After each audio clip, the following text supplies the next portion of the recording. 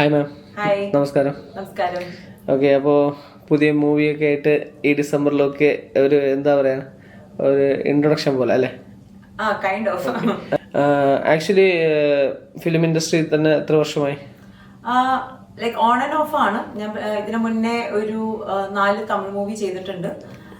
ഇത് എൻ്റെ 6th മൂവിയാണ്. ഇതെൻ്റെ സെക്കൻഡ് മലയാളം മൂവിയാണ്. സെക്കൻഡ് മലയാളം മൂവിയാണ്. ഈ അതായത് അഭിനയം എന്നുള്ള മോഹം കൊണ്ട് ഇങ്ങനെ ഫീൽഡിലോട്ട് വന്നതാണോ, അത് മീൻസ് യാദൃശികമായിട്ട് വന്നതാണോ? അല്ല, ഡെഫിനറ്റ്ലി യാദൃച്ഛികമായി വന്നതല്ല.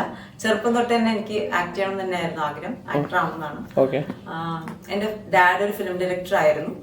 കൂടും തേടി മോഹൻലാൽ, സിയാദ് കോക്കസ് പ്രൊഡക്ഷൻസിൽ ചെയ്തിട്ടുള്ള പടമാണ്. പിന്നെ ഭരതനങ്ങളുടെ അസോസിയേറ്റ് ആയിരുന്നു. അപ്പോ ഓർമ്മയുള്ള കാലം തൊട്ട് തന്നെ സിനിമയിൽ ആവണം, സിനിമയിൽ അഭിനയിക്കണം എന്നുള്ളത് തന്നെയായിരുന്നു. അപ്പോൾ ഫാമിലി ബേസിക്കലി ഫിലിം ടച്ച് ഉള്ള ഫാമിലി ആണ്. കാരണം ഫാദർ ഇപ്പോൾ ഡയറക്ടർ എന്ന് പറയുമ്പോൾ തന്നെ അത് നല്ല വലിയൊരു പോസ്റ്റ് ആണല്ലോ. സോ അപ്പൊ ആ ഒരു എന്താ പറയണ, ഈ ഒരു ടച്ചുള്ള ഫാമിലി എന്ന് വരുമ്പോഴത്തേക്കും ഫസ്റ്റ് കാലം ഇപ്പൊ എങ്ങനെയായിരുന്നു?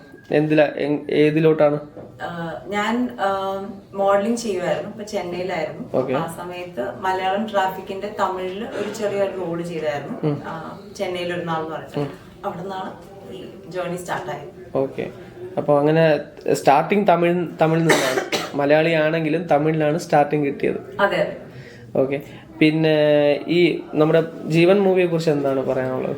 ജീവൻ എന്ന് പറഞ്ഞ ഒരു എന്താ പറയാ, ആൽക്കഹോളിക് അഡിക്ഷൻ ആയിട്ടുള്ള ഒരാളുടെ ജീവിതത്തിൽ സംഭവിക്കുന്ന കുറെ ഇൻസിഡൻസും അത് കാരണം ഫാമിലീസിൽ ഉണ്ടാവുന്ന പ്രോബ്ലംസും, പിന്നെ ഇതിലൊരു ത്രില്ലർ ജോണറും ഉണ്ട്. Like somethings happen. അപ്പൊ അങ്ങനത്തെ ഒരു ബേസ്ഡ് ആയിട്ടുള്ള മൂവിയാണ്. ഒരു ഫാമിലി എന്റർടൈനർ എന്ന് വേണമെങ്കിൽ പറയാം. ഓക്കെ. എങ്ങനെയാണ് പ്രീതിയിലേക്ക് ഇത് മൂവി കണക്ട് ആയത്? മീൻസ് ഈ ഒരു ക്യാരക്ടർ പ്രീതിയിലോട്ട് വരാൻ എങ്ങനെയാണ് സ്റ്റാർട്ടിങ് കിട്ടിയത്? എന്റെയും സിനിചേട്ടന്റെ ഒരു കോമൺ ഫ്രണ്ട് ഉണ്ട്. സോ ഞങ്ങൾ ഒരുമിച്ചുള്ള സമയത്ത് സിനിചേട്ടന് ഒരു പടം കിട്ടിയിട്ട് ഒരു ആക്ട് ചെയ്യുന്ന ഒരു പടത്തിന്റെ ഒരു സ്ക്രിപ്റ്റ് ആണ് ആദ്യമായിട്ട് പറയുന്നത്, ജീവൻ എന്ന് പറഞ്ഞ സ്ക്രിപ്റ്റ്. അത് കേട്ടപ്പോ എനിക്ക് ഭയങ്കര ഇൻട്രസ്റ്റിംഗ് ആയിട്ട് തോന്നി, അടിപൊളി സ്ക്രിപ്റ്റ് ആയിട്ട് തോന്നി. അപ്പോ ആ സമയത്ത് സിനിചേട്ടൻ അഭിനയിക്കണം എന്നുണ്ട്, പക്ഷെ അറിയത്തില്ല.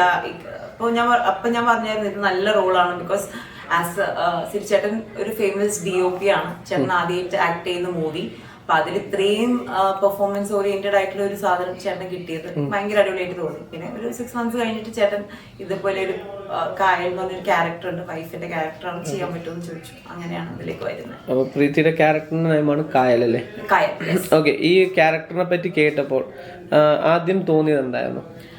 ഭയങ്കര കണക്ട് ചെയ്യാൻ പറ്റി കായൽ എന്ന് പറഞ്ഞ ക്യാരക്ടർ. ബിക്കോസ് നമ്മുടെ പേഴ്സണൽ ലൈഫിലും ഒരുപാട് ആൾക്കാർ, എനിക്ക് അറിയാവുന്ന ലോട്ട് ഓഫ് കായൽസ് ഉണ്ട് റിയൽ ലൈഫിൽ. അപ്പോ എനിക്കത് കേട്ടപ്പോ ഭയങ്കരമായിട്ട് കണക്ട് ചെയ്തു. അത് ഭയങ്കര എന്താ പറയാ, ഒരു ബ്യൂട്ടിഫുൾ ക്യാരക്ടറായിട്ട് തോന്നി കായലിന്റെ. ഓക്കെ. പിന്നെ ഇത് അതായത് എന്തെങ്കിലും ഒരു ഡൗട്ട് ഉണ്ടായിരുന്നോ, ഇത് എന്നെ കൊണ്ട് ചെയ്യാൻ പറ്റൂലയോ?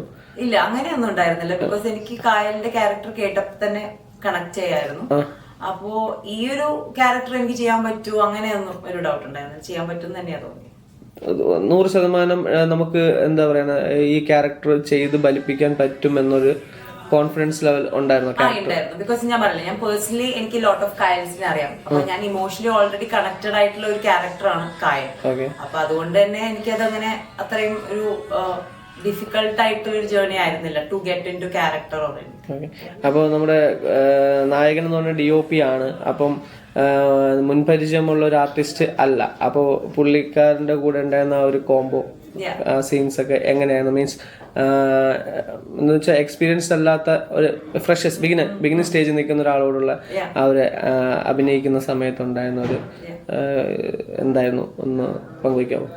ചേട്ടന്റെ ഇത് ആദ്യത്തെ പടം ആണെങ്കിലും ചേട്ടന്റെ കൂടെ അഭിനയിക്കുമ്പോൾ നമുക്ക് ഒട്ടും എക്സ്പീരിയൻസ്ഡ് ആയിട്ടുള്ള ഒരാളെല്ലാം തോന്നത്തില്ല. ഒരുപാട് എക്സ്പീരിയൻസ്ഡ് ആയിട്ടുള്ള ഒരു ആക്ടറിന്റെ കൂടെ അഭിനയിക്കുന്ന പോലെ നമുക്ക് തോന്നത്തുള്ളൂ. ബിക്കോസ് ഇത്രയും വർഷം ചേട്ടൻ DOP ആയിട്ട് ഇരുന്ന കാരണം ചേട്ടൻ ടെക്നിക്കലി നല്ല നോളേജ് ഉണ്ട്. മാത്രമല്ല I think he's A very good actor.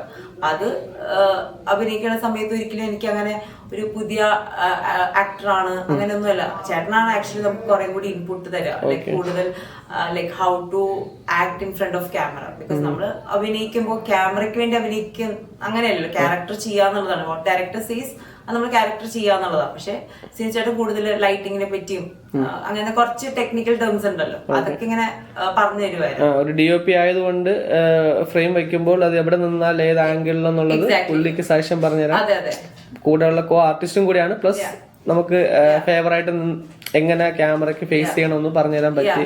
അത് യൂസ്ഫുൾ ആയെന്നാണ് പ്രീതി പറയുന്നത്. അതെ അതെ അതെ, ഭയങ്കര യൂസ്ഫുൾ ആയി. മാത്രമല്ല ചില കോമ്പിനേഷൻ സീൻസില് എന്താ പറയാ, എപ്പോ ക്യാമറയിൽ നിന്ന് ഔട്ട് ആവും നമ്മള്, അങ്ങനെ കുറെ കാര്യങ്ങളൊക്കെ ചേട്ടൻ ടെക്നിക്കൽ സൈഡും പറഞ്ഞു തന്നത് കാരണം നമ്മൾ കുറച്ചും കൂടി അവെയർ ആണ്. അപ്പൊ ഇനി ലൈക് ഇല്ലെങ്കിൽ ഡയറക്ടർ എക്സാക്ട്ലി പറഞ്ഞു തരല്ലേ, അതല്ലാതെ കുറച്ചും കൂടി നമുക്ക് നന്നായിട്ട് ചേട്ടൻ. ഈ മൂവിയിലെ സോങ്സിനെ പറ്റിയിട്ടുള്ള എന്താണ് പറയാനുള്ളത്? സോങ്ങിനെ പറ്റി ഇതില് 3 സോങ്സ് ഉണ്ട്. ഒരെണ്ണം ഒരു കള്ളുപാട്ടാണ്, അതൊരു ഇവര് ജോളി ആയിട്ടുള്ളൊരു സോങ് ആണ്. പിന്നെ ഒരു ലവ് സോങ് ഉണ്ട്, ഇവര് തമ്മിലുള്ള പ്രണയം, കല്യാണം, അങ്ങനെ ഒരു ലവ് സോങ് ഉണ്ട്. പിന്നെ ഒരു സാഡ് സോങ് ഉണ്ട്.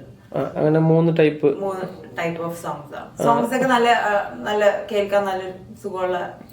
വിനോദ് സാറിന്റെ ഡയറക്ഷനെ പറ്റിയിട്ടുള്ള അഭിപ്രായം എന്ന് പറയാം. വിനോദേട്ടന്റെ കഥയാണ് ജീവൻ. അതായത് ഒരിക്കൽ ജീവനായി ജീവിച്ചിട്ടുള്ള ഒരാളാണ് വിനോദേട്ടൻ. അപ്പൊ വിനോദേട്ടന്റെ ഒരു ബയോപിക് സ്റ്റോറിയും കൂടിയാണ്. അപ്പൊ പ്രേക്ഷകരോട് എന്താ പറയാനുള്ളത്? ഈ വരുന്ന 13th ഈ മൂവി റിലീസ് ആവാണ്. എല്ലാരും ഒന്ന് തിയേറ്ററിൽ വന്ന് കാണണം, സപ്പോർട്ട് ചെയ്യണം. Thank you. Thank you.